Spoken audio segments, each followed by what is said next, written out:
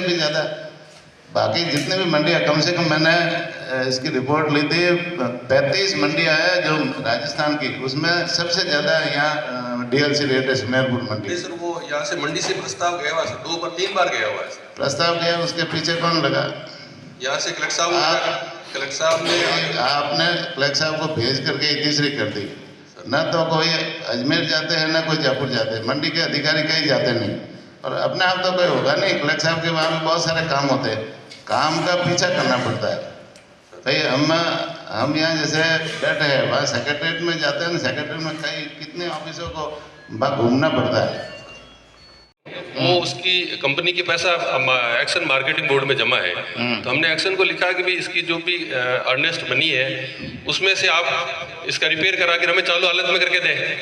तो अभी तक उन्होंने वापस रिपेयर कराई नहीं सर। अगर वो नहीं कराएंगे फिर मंडी समिति कराएगी सर।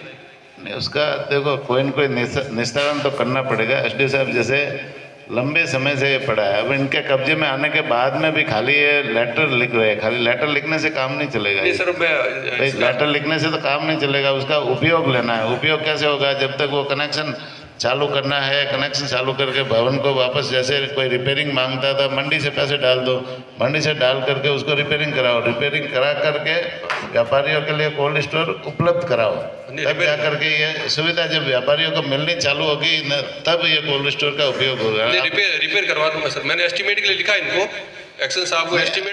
5 लाख रुपए हमारे पास थे, उसमें से 11 करोड़ और 1 करोड़ 11 लाख रुपए हमको प्राप्त हुए। 9.40 लाख की हमने सैंक्शन निकाली, 1.02 करोड़ रुपए अवशेष है, उसके अगेंस्ट में 90 लाख रुपए के कार्य प्रस्तावित किए हुए हैं। इस तरह राज्य वित्त आयोग सिस्टम के अंदर हमारे पास 2 करोड़ 25 लाख का बैलेंस था और 75 लाख रुपए इस साल मिले। 1 करोड़ 13 लाख की हमने सैंक्शन निकाली, 1.87 करोड़ रुपए हमारे पास अवशेष है, उसके अगेंस्ट में 2 करोड़ 19 लाख का प्रपोजल किए हुए हैं। 95 के आसपास हमने प्रगति कर ली है, जो करीब 10 व्यापार स्थान पर राजस्थान में प्रधानमंत्री समृद्धि योजना में आज से इस तरह 2 रेल बसें संचालित है, जिसमें एक में 50 की कैपेसिटी और एक में 30 की कैपेसिटी बराबर। उनकी व्यवस्थाएं सही है सर।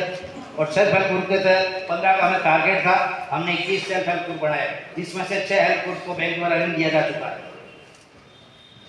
उसके बाद प्रधानमंत्री आवास योजना के तहत 500 का लक्ष्य आवंटित किया गया था, जिसमें 383 आवेदन पत्र प्राप्त हुए।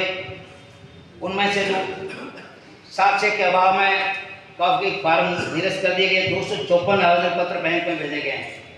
इसमें 219 को प्रथम किस्त जारी की जा चुकी है और आज ही रोडीज को मैं माननीय अरुण जी से बात की थी, उन्होंने कहा तुम्हारे पास 7 लाख बकाया है, उसका रिलीज कर दो कल परसों, और 25 लाख रुपये में दूसरे रिलीज कर देता हूँ 1 हफ्ते के अंदर। तो 1 हफ्ते के अंदर इसमें 25 लाख और आ जाएंगे, इसके भी प्रोग्रेस हो जाएगी। श्री अन्नपूर्णा रसोई योजना परिवर्तित नाम है सर। इसमें पहले यह 3 इंदिरा रसोई संचालित थी।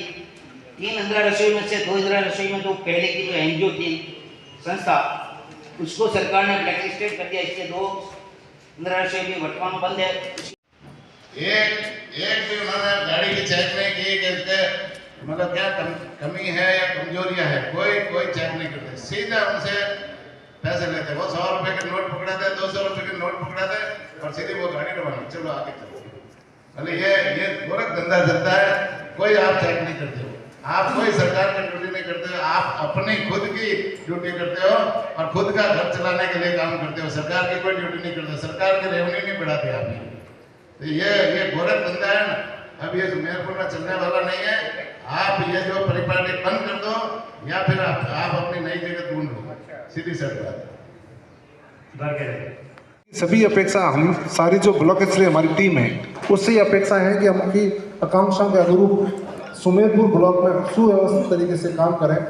मैं आप सभी की ओर से माननीय मंत्री महोदय को विश्वास दिलाना चाहता हूं कि जो आपने हमें मार्गदर्शन दिया है और आपका जो विजन बताया है उसके अनुरूप एक टीम के रूप में, एक यूनिट के रूप में काम करेंगे।